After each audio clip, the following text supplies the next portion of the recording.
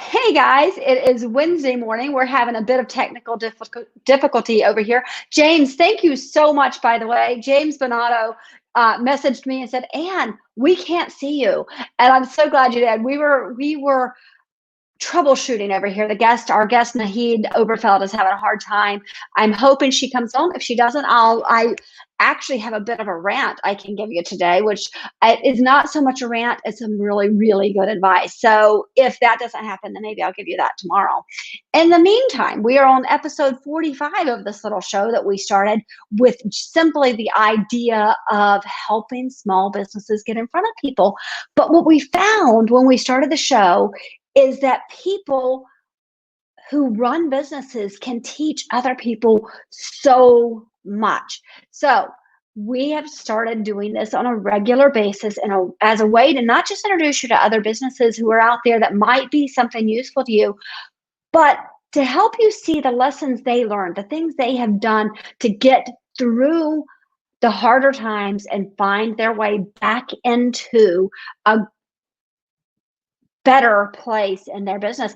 That's actually really good. What we're talking about right now is really good because today we're going to talk to Naheed Oberfeld. She talks about getting stuck and how you get through that stuck feeling.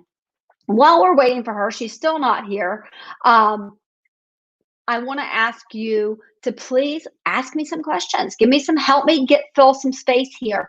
One of the questions that I have gotten this week is, what do you do if you accidentally say something wrong on Facebook? If you accidentally say something wrong. So I want to tell you that while we're waiting for her to come in, I'm going to give you a little bit of what's going on right now. There's a lot happening around the death in Minnesota, around the murder, honestly, in Minnesota. I don't, I'm not taking a stand. Black lives do matter. I think people matter. We've got to stop letting this happen. We've got to stop having it be something it's disturbing. It's disturbing to me that my son, who's 13 years old, has seen this video. It's disturbing to me that it happened in the first place, but it's disturbing to me that I have to explain to him again and again and again why it happens. But as a business owner, you have got to be careful what you say. And I'm going to just go ahead and put it out there because it's all over the internet anyway. A local business in our area over here in Glen Burnie, Maryland, the owner on his personal page said something extraordinarily stupid. I actually think it was extraordinarily hateful, honestly, but it was extraordinarily stupid what he said. And he did it because he thought that it was his personal page. This is where he can say things. I want to be clear with you that if you have a personal page, it's not a personal page. It really isn't. If you own a business, you do not have a personal page. And I'll give you a really good example. I used to work at a store. Actually, before I started working at the store, I used to shop at a store where a person would do something called retail rants. And what she would do is she'd talk about people who came into her store. Maybe they came in with kids who bothered her.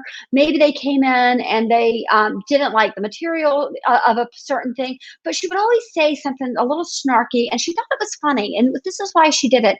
And she probably had, my guess is on her personal page, because this is where she was doing it, she had people who also owned stores. So she was trying to appeal to those people. But one day, I was the butt of her joke. I was the butt of her joke because I had jokingly emailed her. What had happened is about a year before, I bought a pair of pants. I bought them, and then I guess it got warm. So I took the pants, they just kind of made their way down to the bottom of my drawer. And over that year, I gained some weight. And the next year, I pulled them out, and I hadn't even taken the tags off of them and had outgrown them this way. And so I jokingly, because we were friends, I had jokingly messaged her and said, oh, so I outgrew these pants. Can I take them back? And I, ha ha ha afterwards and LOL. And, clearly it was a joke. And she put it up on her page, her personal page, to talk about that this horrible person who asked if they could return pants because they outgrew them. It was a joke. It was not funny to me when she called me out personally on her page. And she was shocked when I commented on that because she didn't think, oh, this person is somebody who is a customer and also on my personal page. She didn't think about it that way.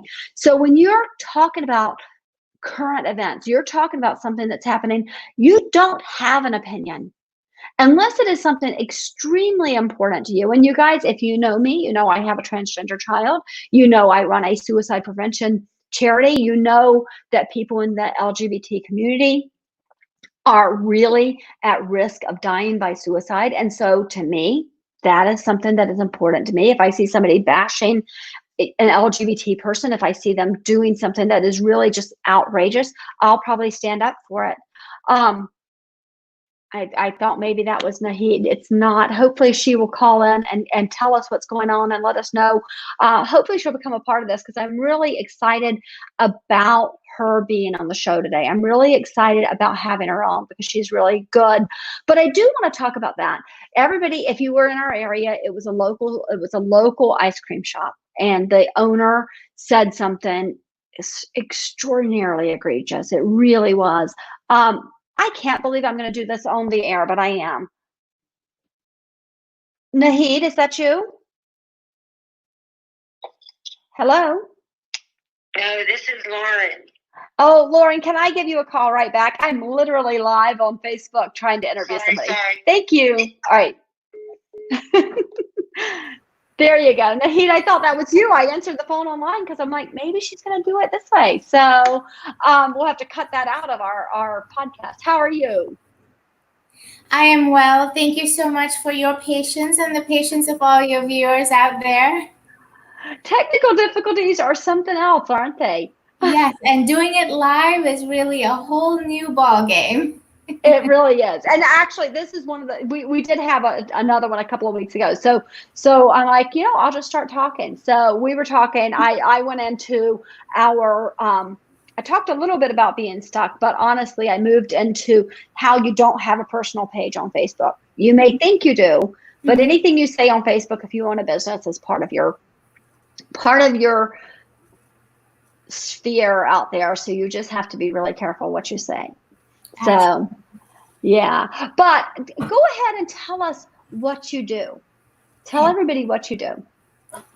I am a success strategist and a mindset coach. So mindset coach really should be said first because what happens is everybody wants to move in a particular area in their life. It may be personal, it may be professional. I generally work with people on their professional success. But people come to me because they feel stuck in some way. And then right now we have just general anxiety on top of all the other things that are going on in our lives. And I help people understand what's in your mindset that's keeping you stuck. Because what people don't realize that the outside world is just a reflection of how you feel on the inside. It's nothing but a giant mirror. So if some areas are not working externally, the first place to start looking is internally. And that's what I help people with. I love that. I love that. And you and I had a great conversation about a little bit of this stuff. But what we're going to talk about today is what happens when you get stuck, right? So can you talk a little bit about how business owners actually, and I have invited people to watch this, even if they're not a business owner, how people get stuck in general, know? So can you talk a bit about that? We don't actually get stuck today. We may recognize it and it may come to a point where we're like, finally, we got to get something done, right? So we don't get stuck today. The symptoms of being stuck you feel today, but the causes of our stickiness, if you will, really starts between the ages of 2 and 6 years old. Sounds kind of strange to hear that, but what happens is when we're in that age, we start developing our ideas of who we are, what we can accomplish, what we're good at, what we're not good at, because these are all the messages that we're bombarded with. What do people like me? What can we expect? And we get that because of our family, our surroundings, our schools, our communities. Right. And you'll always find that when you look back at your family life, your family history, you can see where the evidence of your stickiness actually begins. Yeah. And it's these old belief systems that we picked up completely unknowingly. These are very unconscious and deep inside of our consciousness, in fact, our subconsciousness. And then we start finding them, they manifest in various different ways, but it's never in just one area, right? Again, people come for me for professional work, but what you notice professionally, you will also notice personally. Right. And yeah, and that's really the key. Like for example, for me, for a very long time, and to this day, I really don't like being told what to do. Like I chafe under authority. And it didn't start recently. It started when I was really young and constantly being told what to do. That's interesting. Well, actually, as you're saying this, I'm thinking about my child. So I have a 13-year-old who's a musician, and he thinks he's just a musician. He doesn't think that he is, he doesn't think he's an athlete. He doesn't think he's athletic at all. And so he always says to me, I hate athletics things. But if we go for a bike ride, or even if we're just walking down the street, he does these things that take incredible athletic skill. He will be walking and he'll jump up into a 3.5-foot wall like it's nothing to do. And he doesn't see that he's got athleticism. And it comes from a PE teacher who told him he was not athletic. And when he was in kindergarten, of all things, and it drives me nuts because I can see the athleticism in the child, but I know that over this particular year, his kindergarten year, he was really told over and over again he just couldn't do these things. So it's been interesting to watch. So maybe because it's impossible from somebody from the outside to try to give people perspective. But maybe if you ask him, well, what would you consider this feat that you just did? If someone else did it, how would you consider it? And sometimes just taking yourself out of that perspective, and it's not so focused on you, all of a sudden you go like, oh yeah, well, I would be impressed if somebody else did it. Right. Yeah. Actually, it's funny because on Twitter last night, I posted something and I said, what did I say? Something about, I just looked at this person and all I could think is, so disgusting how fat you are. But that person was me in the mirror. How often do you do that? And if you said that to somebody else, how would that feel? So I think so many of those things are things that we do to ourselves, and we don't even realize it unless we think about it that way. So I think that's a good point. So, all right. So let's talk about, and this one is, I love the idea of limiting beliefs and figuring it out. So can you tell us what a limiting belief is and how you move past it, really? How do you move past it? Most people think that they have to change their belief because limiting belief. But here's the interesting thing, and it kind of touches on what you just said about the picture and your vision in the mirror, how you see yourself in the mirror. It is the emotion that needs to change. The way it actually works is a little bit backwards of how people think. Say we have an experience, okay? Your young son, for example, in kindergarten, and he's been given a message. As soon as you hear a message, the first thing you feel is an emotion. Okay, whether it's an experience, a message, whatever it is, the first thing you get is an emotion. And then from that emotion, you actually attach a belief that resonates with that emotion. So trying to change a belief with another belief will only work under limited circumstances. When you get immediately triggered about something, trying to change that belief doesn't work that way. Okay. What you need to do is get to the underlying emotion. And the underlying emotion always comes down to two things: worthiness and deservability. When we feel stuck, it's because there's a part of us that doesn't feel worthy or deserving of that next level goal that we're trying to accomplish. Okay. Simple, but truly resonating with that message and understanding that message is the key. That's what takes people time to get to that place. Okay. So it just occurred to me, and I may be completely off base, but it occurred to me, I talk a lot about the imposter syndrome. Right? I run a business, and for the longest time, I wouldn't say I'm the president or the CEO of a business. I would say, oh, I own this little agency. And I still catch myself saying this little agency. But I'm wondering if that imposter syndrome that so many of us feel starts with exactly what you're saying. Yeah, absolutely. So if a part of you doesn't feel deserving of, say, having a certain level of success, then you're Right. going to do what you can to minimize it, to sabotage it, which is another reason why a lot of people come to me, because we do tend to sabotage our own success. It's not us against the world or us against other people. As we grow older, it's us, it's one aspect of us versus a different aspect of us versus another aspect. So there are all these competing voices in our heads. And it Right. really is whoever wins in that moment, that's the message that gets out. Right. That makes complete sense. Actually, I want to remind people, because you came on and I was kind of fumbling around here in the beginning, but I want to remind people we're live on YouTube, Twitter, and Facebook. Clearly, if you have a comment or you have a question you want to ask, we can see those comments live. If you want to leave those down below, we'll see those and we can answer those. So since we have somebody here who understands being stuck, you've got her here live that you can ask these questions to. So please do feel free to do that. I want to move on, because you talked about inner alignment, and is that the answer then to the limiting beliefs? The inner alignment is the goal that we all want. Once you start shifting your emotions to a particular situation, event, or even condition inside of yourself, what you're doing is, I said we have all these different voices in our head. The competing voices go away, and what your head and your heart want get into that inner alignment. And that is really the key.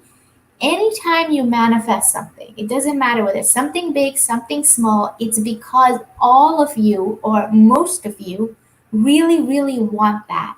And as soon as you start having doubt, fear, insecurity, the imposter syndrome, which so many of us have, as soon as that begins to creep in, you dilute those desires, the inner alignment gets shattered, and instead of getting things at a faster rate, you actually slow things down and you begin to sabotage yourself. So inner alignment is the goal that we all are looking for. Okay. So how do we achieve that? I mean, it's we talk about triggers, we talk about things that trigger us, and how do we move past those things, or how do we work through those things? What is the answer to this? Many different answers. So I'll give you tools, right? Basically what you're looking for. What are the tools to help you get beyond it? So I'll start with some of the things that I use. First and foremost, meditation. Meditation quiets us down. But again, when we're in a really triggered place, I don't necessarily think that meditation is the first thing to go to. Deep breathing is also something that is very useful. I really like the tool that I use, which is called Emotional Freedom Technique. And most people, if they've heard of it as tapping, because you tap on your acupressure points, and it's EFT. That's exactly right. And what EFT does is it uncovers all those old triggers. First and foremost, really important that people need to understand is when you're triggered, it's because you're suppressing old emotions. And EFT brings those emotions up to the surface. And sometimes that doesn't feel very comfortable, but it's in the release. It's not suppressing, it's in the release that we get the relief, right? So you bring these emotions up in an EFT session. And that's my goal, is to really get you to that emotional place. And then you will find by the end of it, as we're tapping, you're actually releasing that emotion, and you spontaneously begin to switch how you feel about a particular situation. And then in one session, you will notice a difference in how you feel about this particular event. The event occurred. Nothing can be changed about the event, but how you perceive. Remember, I call myself a mindset coach, and this is the mindset piece. So how you perceive yourself as the actor or as the participant in that event completely begins to change. And that's how we get into a place where we're no longer fighting different parts of us. And that's where EFT becomes very helpful to release those triggers. Something that people don't realize, we hold on to our triggers because there's an emotional need. It has a purpose. It's not a logical purpose, it's not a comfortable purpose, but it's about having somebody to help you see what that purpose is, and then realizing that, yeah, you know what? It's not helping anymore. It did, but it's not anymore. That's it. So actually, can you give me an example of that? Because that's really an interesting idea, but it's hard to grasp the idea that it could have helped at some point. Yeah. So I'm actually working with a young lady And she's coming to me because she wants to work on her confidence when she's speaking in front of groups of people, especially people who she's not very familiar with. And it Right. all started at a young age in middle school with a teacher who was critical, not necessarily in a bad way, but maybe her tone was very critical of how kids responded. She wanted the kids to be very concise, analytical, and be very mindful in how they responded. But her reaction to that was, let me be silent. Because I'm questioning myself. I doubt that I will be able to live up to that standard. So then here she is today having that same situation where it's many years later, but that critical voice or that aspect, that other voice in her head saying, well, is what I'm about to say, is it really useful? Do people really need to know that? And when we worked on that, the benefit to her of that inner critical voice was it kept her from saying, just blurting out things, from saying things that really would, she thought people would think was like, well, that's silly. Why is she even saying that? So Right. it was a benefit to her, even though it was contrary to her goal. It kept her from, in her own words, feeling foolish, saying things that were incorrect. Right. That's really great. I'm actually sitting here thinking, clearly I do a lot of speaking. I go to a lot of engagements. And one of the things that I have come to notice is that as I speak, as I move along in my speeches, I start speaking faster and faster and faster. And what I think happens, and I don't know where it comes from, but at some point I begin to feel like the people who are listening don't want to hear what I have to say. So I'm not worthy to stand up there. So I better get it out quickly. Otherwise, it's not going to all, I'm going to be shut up, basically. I mean, somebody's going to shut me up and stop me. And I think, so it is something I can totally see that benefit, that point of where you're coming from and how you can get into that place. So there's a lot of people you can help. Can you give us some examples of some of the people you work with, some types of, whether it's businesses or who you're working with individually? Regardless of who I work with, we always start with foundational work. What I mean by that is, if we're talking about deservability and self worth, that starts at a very young age. So people come to me, one of my clients came to me because of conflict in her workplace between her and her supervisor. But it came back down to conflict that she had with her mother, feeling judged, feeling like she was treated less than when it came to her other siblings. So every single situation that I work with somebody, it starts with what was the inner conflicts or the outer conflicts rather that you pick up when you are young. Then that relates to testing. People have come to me for certifications and licenses that they feel really conflicted about taking tests. People have also come to me, as I said, because there's conflict in the workplace. A few people have come to me because they wanted a new job, but they didn't feel that they were capable of going to that next level. I've worked with business owners, helping them become successful by dropping their family's views on business, right? So we grew up with parents oftentimes telling us the most stable way of moving forward is to get a 9 to 5 job. Not that there's any 9 to 5, but get a corporate job. Go out there, Right. work for the government. And if that's a message that you have in your head, but your heart is, I want to start my own business, that's in conflict, right? People Right. keep telling you, oh, you're never going to make money doing that. That's just a hobby. Don't even bother. Right. Well, and there's probably a lot of that if you think about the different things. Somebody told me once that a lot of people have hangups around money, right? Mm-hmm. They want to make money, Mm-hmm. but they were taught that money is the root of all evil as a child, and this is their part of the thing. So it's a complete conflict of what they're trying to do. So you can help with that sort of thing. In fact, that's one of my clients right now.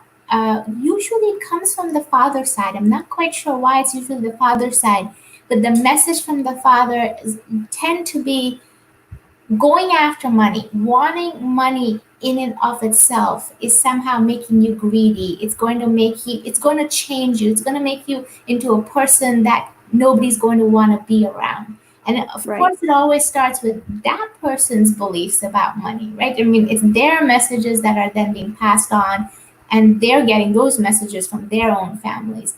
Money is one of those weird things where internally we know we deserve more, but externally the messages are so strong around it. I mean, as a marketer, you should really appreciate how strong the messaging has been, so concise and strong. It's been wrong, but it's been a very strong messaging that people always seem to put out that, hey, if you go after money, I'm not talking about exclusively money, but if you're going after wanting more and wanting to improve in certain areas, somehow or the other that makes you a bad person. Right, right. Yeah, no, and I think there's probably a lot of that. Even as we're talking, I'm thinking of things that people do. People who are in marriages where they think they have to stay, if whether they're being abused or not, feel like that's what they deserve. Or, gosh, I can't. This people who struggle in school. There's probably. Oh my gosh, I'm thinking of so many things you could help people with. So I'm going to give you a personal example because of what you just said. I quit my job some years ago. So back during the 2008, 2009 recession, I quit my job. I moved back to Maryland. I was living in Chicago at that time. Over the next several years, I found an amazing man. We decided to get married, or we were thinking about getting married, and I didn't have a job because I was in the financial industry. I was trying to figure out my own life. And I asked him, I said, why do you want to marry me? Are you sure you want to marry me? Because I don't have a job. I don't have any prospects. I didn't feel like I was deserving of somebody to actually want to marry me. And I said, all I'm coming in is liability, right? I mean, I don't even know when I'm going to get a job. And so when it comes to money and self-worth, it is so intimately tied. I know so many people who they themselves might not be earning because they have other important areas in the family that they are focusing on. But to them, as long as they don't have that own sense of earning capability or capacity, they always feel like they're somehow two steps lower or one step lower than the spouse that is earning. Oh my gosh, that's so interesting you said that. I just we so for the longest time I was a stay-at-home mom. So if there are any stay-at-home moms listening, I would be interested in whether you've had the same feeling. But for the longest time I was a stay-at-home mom, and sometimes I did some writing and I did some other things, but mostly I was a stay-at-home mom. And my husband's an attorney, and he would invite me. He would have these events, and he's like, you have to come with me, these parties, and it would be all these women.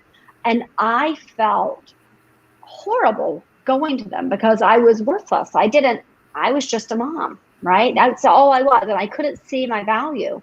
And the first time I totally knew that was me was after I started this business and I got a lot of success, and we went to an event, and I was like, this time I'm going to feel really good about this. And not a single person asked me what I do. And I thought, I wonder if they never asked me before, and I just felt that way. Mhm. So isn't it funny that we put those things on ourselves without being there? So, It's yeah, like I said, the battle is not between us and other people, even though sometimes it feels that way. It really is the battle between our two ears that we're most focused on.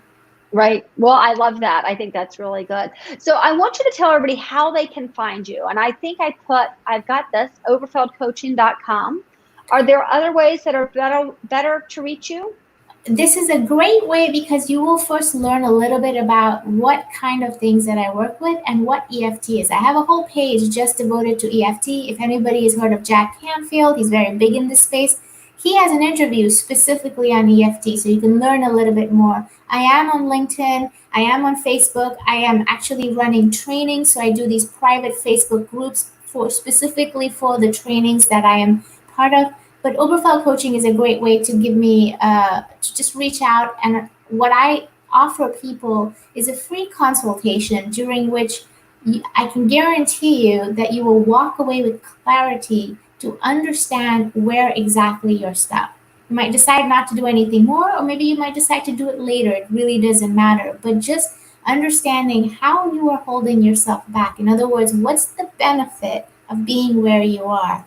Once you recognize that, it feels like there's a light bulb that goes off in people's head. And for the first time, they say, it's not me. It's not like there's something wrong inside of me. There's a message that I learned. And if I learned it, it also means I can unlearn it. Right. Oh, I love that. I really love that.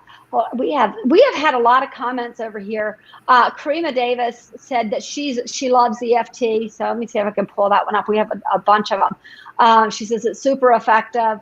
Gavin Palmer is down in Jamaica. I love it when Gavin joins us. So he said, great interview today. So I have really enjoyed this, and it's made me think a lot about some of the things that are actually even the things that are going on. So when we started this episode, I talked about how a local business owner said something extremely egregious, so awful on his Facebook page. It was his personal page, so he thought it was okay.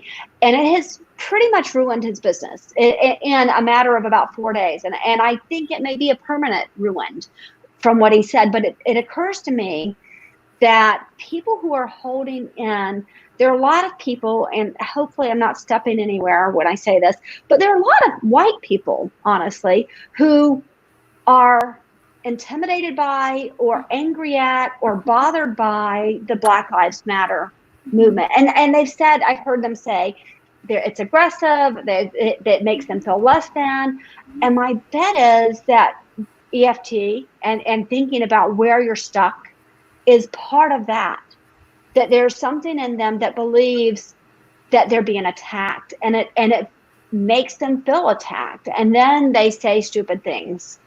Even though, we can label it as racist, maybe there's more to it that's personal and not just plain they're a racist and horrible person, but there's something a little bit more. Yeah, and that is, when you think about people, when you say that, oh, they have a chip on their shoulder, where did that come from? Nothing comes out of thin air. Everything starts from certain events. And if you actually sit down and talk about it, if you actually talk to people, you can very quickly recognize and connect the dots. Oh yeah, so this is where this is starting from, right? And it doesn't matter which side of the aisle you are, as long as you get triggered very strongly. And there's some events that, who wouldn't be? It's emotional. Everybody's going to feel emotion. That's a different story. But when you get intensely triggered, and there's certain things, bullying intensely triggers me. Why? Because growing up, there were times when I was being bullied in school. So anytime you have these intensely triggering events or moments in somebody, and they say things that seem reprehensible, you go back and you talk to them. There are events and situations that they have made connections to. Doesn't mean that it's the right connection, but they have made connections to, and then they feel like a victim. Yes. They feel victimized, they feel threatened, and they feel that their ways are somehow or the other being decimated, not necessarily recognizing we're trying to grow the pie. That's all we're doing. We're not taking pies away from pieces of the pie from other people. But because of their experiences growing up, that's how it feels to them. Right. This has been one of the most enlightening conversations I've had. And I really like that. Thank you very much for that. So James says, are you getting any professional inquiries from people having stress due to recent current events? Yes. Thank you, James, for that question. That, in fact, one of the people that I'm going to be continuing a conversation with, that's exactly what it is. So especially for those people who are anxious to begin with, they have a lot of anxiety in their life. This has just blown it out of proportion for them. They are having a really challenging time just trying to manage themselves on a daily basis and do what we need to do on a regular basis. Lots of anxiety. Well, and somebody said to me, and it may have been you, so let me know if it was, but I was hit in a parking lot of a grocery store, and I have had a lot of bad things happen in my life. I grew up as an abused child, so I was completely surprised by how getting hit. I mean, he almost ran me over. He hit me, kept going, would have run me over, except I started screaming loud enough that he stopped. But I was still surprised by the reaction I have had anytime I have to go into a parking lot now. I sweat, my heart beats, I feel completely stressed. And the person, so again, it could be you, said, this is probably because of a lot of what it's not just that, yes, that was traumatic, but it's probably because you already had these other issues that were these other things that have gone on through your life, and it's now made worse. Yeah, that wasn't me, but whoever said it was absolutely correct. our bodies are, it's mind, body, and soul. And our bodies get a visceral memory that it retains in the cells. This is why tapping is actually very useful. And what it does is it releases that memory, that your cellular memory, because anytime you might not even, this is when you're consciously aware about going into a parking lot, you might actually go certain places that your subconscious will make a connection between the parking lot or the parking lot conditions, and you might start finding that happening. Many years ago, when I was 17, I was attacked from behind. Nothing thankfully happened. I screamed, the person ran away.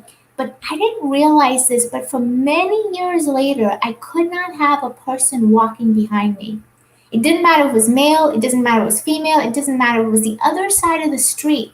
And the only way I became aware of it was one day at University of Maryland. I was walking in a deserted area. There was a woman, a girl my age, walking on the other side of the street, and I couldn't help but keep looking back. And finally she said, I'm really sorry. I don't mean to make you uncomfortable. And that's when I was like, wow, you're right. I mean, there was nothing about her that should have made me feel uncomfortable, but it was that memory of being attacked from behind. And our bodies, we retain everything. In fact, one interesting thing about your subconscious, every experience, whether you're awake, whether you're in a coma, whether you're sleeping, is recorded by our subconscious. Interesting. That is really interesting. Well, I really look forward to getting to know you better. Actually, I should say again, you and I are in a BNI group together with the same one with Brian, and we do one-to-one. So we're having one right after this, actually. So we're not just talking here, but we're going to continue our conversation when we get off the phone or we get off the broadcast. So I'm really looking forward to that. I thank you so much for coming on. This was really great. So hang around for a minute because I want to talk about what we've got coming up, and then you and I will talk after the show as well. But tomorrow we have Nathalie Gregg out of North Carolina. I love North Carolina girls because I'm a North Carolina girl myself.